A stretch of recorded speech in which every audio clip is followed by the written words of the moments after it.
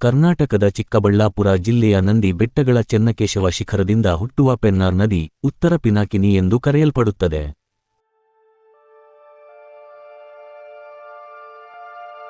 ಸುಮಾರು 597 ಕಿಲೋಮೀಟರ್ ಹರಿದು ಬಂಗಾಳಕೊಲ್ಲಿಯಲ್ಲಿ ಸೇರುವ ಈ ನದಿ ದಕ್ಷಿಣ ಭಾರತದ ಇತಿಹಾಸ, ಕೃಷಿ ಮತ್ತು ಸಂಸ್ಕೃತಿಯ ಅವಿಭಾಜ್ಯ ಅಂಗವಾಗಿದೆ. ಪೆನ್ನ, ಪೆನ್ನೇರು, ಪೆನ್ನೈ ಮುಂತಾದ ಹಲವು ಹೆಸರುಗಳಿಂದ ಇದು ಪ್ರಸಿದ್ಧವಾಗಿದೆ. ಪಿನಾಕ ಎಂದರೆ ಶಿವನ ಬಿಲ್ಲು, ಅದರಿಂದಲೇ ಪಿನಾಕಿನಿ ಎಂಬ ಹೆಸರು ಬಂದಿದೆ. ಈ ನದಿಗೆ ಜಯಮಂಗಲಿ, ಕುಂಡೇರು, ಸಾಗಿಲೇರು, ಚಿತ್ರಾವತಿ, ಪಾಪಾಗ್ನಿ ಮತ್ತು ಚೆಯೇರು ಎಂಬ ಮುಖ್ಯ ಉಪನದಿಗಳಿವೆ. ಪೆನ್ನಾರ್ ಜಲಾನಯನ ಪ್ರದೇಶವು ಕರ್ನಾಟಕ ಮತ್ತು ಆಂಧ್ರ ಪ್ರದೇಶ ರಾಜ್ಯಗಳಲ್ಲಿದೆ. ಸುಮಾರು 55,000 ಚದರ ಕಿಲೋಮೀಟರ್ ವ್ಯಾಪ್ತಿಯ ಈ ಪ್ರದೇಶವನ್ನು ಉತ್ತರದಲ್ಲಿ ಎರ್ರಾಮಲ ಶ್ರೇಣಿ, ಪೂರ್ವದಲ್ಲಿ ನಲ್ಲಮಲ ಹಾಗೂ ವೆಲಿಕೊಂಡ ಪರ್ವತಗಳು, ದಕ್ಷಿಣದಲ್ಲಿ ನಂದಿದುರ್ಗ ಹಾಗೂ ಶೇಷಾಚಲಂ ಬೆಟ್ಟಗಳು ಸುತ್ತುವರಿಯುತ್ತವೆ.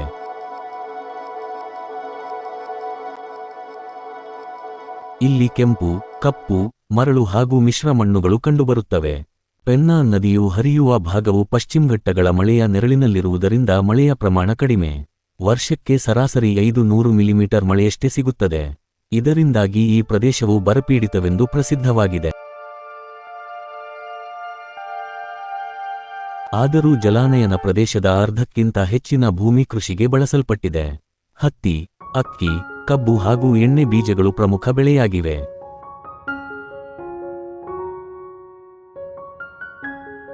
ಇತಿಹಾಸದಲ್ಲಿಯೂ ಈ ನದಿಯ ಮಹತ್ವ ವಿಶೇಷ.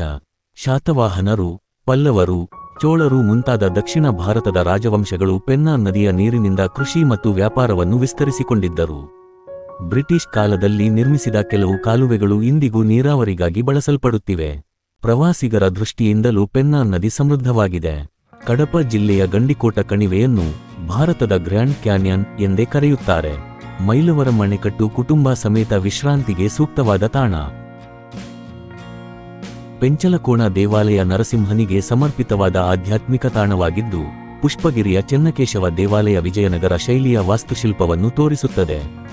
ಅಲ್ಲದೆ ಜೌಗು ಪ್ರದೇಶಗಳು ಮತ್ತು ಪಕ್ಷಿ ವೀಕ್ಷಣಾ ಕೇಂದ್ರಗಳು ಪ್ರಕೃತಿ ಪ್ರಿಯರನ್ನು ಆಕರ್ಷಿಸುತ್ತವೆ.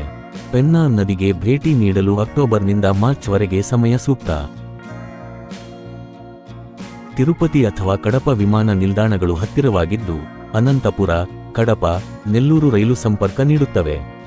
ರಸ್ತೆ ಮಾರ್ಗವು ಬೆಂಗಳೂರು, ಚೆನ್ನೈ, ಹೈದರಾಬಾದ್ ಮುಂತಾದ ಪ್ರಮುಖ ನಗರಗಳಿಂದ ಸುಲಭವಾಗಿ ತಲುಪಿಸಬಹುದು.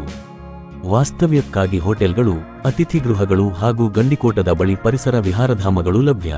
ಹೀಗಾಗಿ ಪೆನ್ನಾರ್ ನದಿ ಕೇವಲ ಜಲಧಾರೆ ಮಾತ್ರವಲ್ಲ, ಅದು ದಕ್ಷಿಣ ಭಾರತದ ಜೀವನಾಡಿ. ಪ್ರಕೃತಿ, ಆಧ್ಯಾತ್ಮಿಕತೆ ಮತ್ತು ಇತಿಹಾಸವನ್ನು ಒಂದೇ ವೇಳೆ ಅನುಭವಿಸಬಹುದಾದ ಅನನ್ಯ ತಾಣವೆಂದೇ ಇದನ್ನು ಕರೆಯಬಹುದು. ವಿಡಿಯೋ ಇಷ್ಟ ಆದ್ರೆ ಲೈಕ್ ಮಾಡಿ, ಶೇರ್ ಮಾಡಿ, ದಯವಿಟ್ಟು ನಮ್ಮ ಚಾನೆಲ್ ಸಬ್ಸ್ಕ್ರೈಬ್ ಮಾಡಿಕೊಳ್ಳಿ. ಕರ್ನಾಟಕದ ನದಿಗಳ ಸರಣಿಯನ್ನು ಬೆಂಬಲಿಸಿ. ಧನ್ಯವಾದಗಳು.